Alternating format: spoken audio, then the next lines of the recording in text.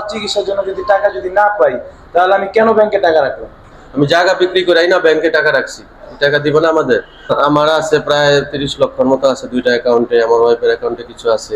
আমার এখানে প্রায় 7-8 লাখ টাকার মতন এখন আটকানো আছে। হ্যাঁ, আমাদের 1,20,000 টাকা এখন আটকে রয়েছে, এখন আমি পাইতেছি না।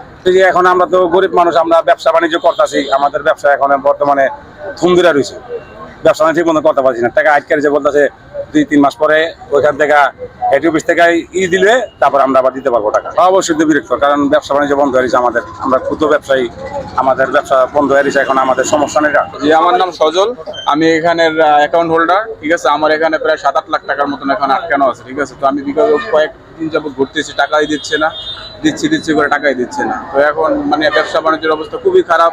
এখন টাকা চাইলেও টাকা দিচ্ছে না। এখন যে একটা মাল কিনবো বা মাল বিক্রি করবো, এরকম কোনো অপশন নাই।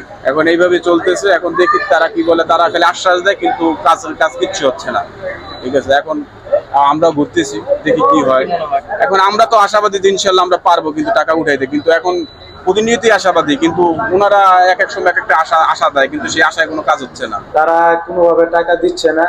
এক্সিম ব্যাংকে আমার প্রায় 4টা অ্যাকাউন্ট আছে এবং আমরা তাদের সাথে লেনদেন 2023 সালে তাদের লেনদেন খুব ভালো ছিল, বিধায় তাদের সাথে লেনদেন করছি।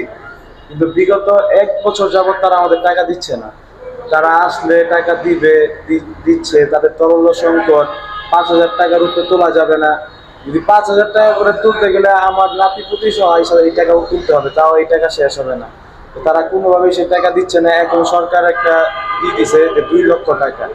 তো এখন সিচুয়েশন হয়েছে যে আমার বাবা অসুস্থ, তার ডাক্তার বলছে তার দ্রুত চিকিৎসার জন্য, প্রায় 3 মাস যাওয়ার আগে বলছে।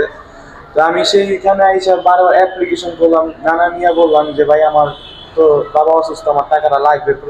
তখন ফাইলও দিলাম ডাক্তারের, কিন্তু তারা কোনোভাবে টাকা দিচ্ছে না। প্লাস আমরা তো ব্যবসার জন্য বিভিন্ন কারণে টাকা লেনদেন করা হয়। তো টাকা রাখা হয়েছে ব্যবসায়ী কারণে, কিন্তু এখন দেখা যায় আমার কাছে পাওনাদার আছে, আমার পাওনাদার তারা আমার কাছে টাকার জন্য আমার খুঁজতেছে যে ভাই তোমার তো টাকা পাই, কিন্তু আমার টাকার জন্য আমি ব্যাংকে ঘুরতেছি, কিন্তু আমি আমার টাকা পাচ্ছি না।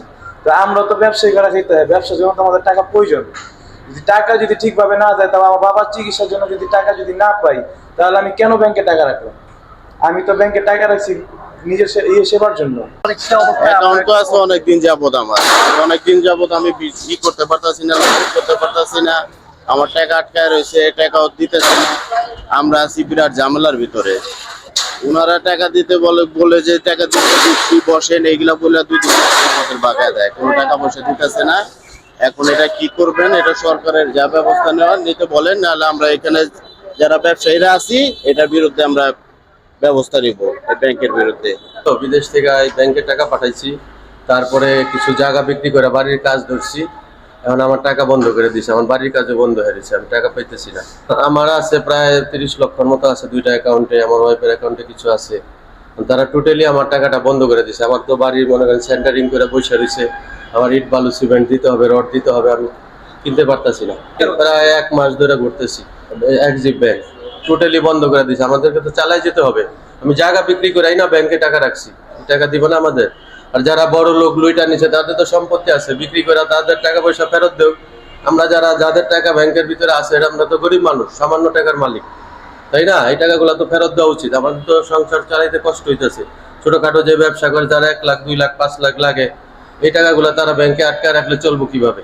সর্বশেষ বলছে গভর্নমেন্টে টোটালি আপনার অ্যাকাউন্ট বন্ধ করে রাখছে, এটা পরে সিদ্ধান্ত নিবে কি করবে তার। হ্যাঁ, আমি জিম্মি তো হয়ে গেলাম, যেহেতু আমি কাজ করতে পারতেছি না, আমার টাকা থাকা সত্ত্বেও কষ্ট হইতেছে আমার ফ্যামিলির চলতে।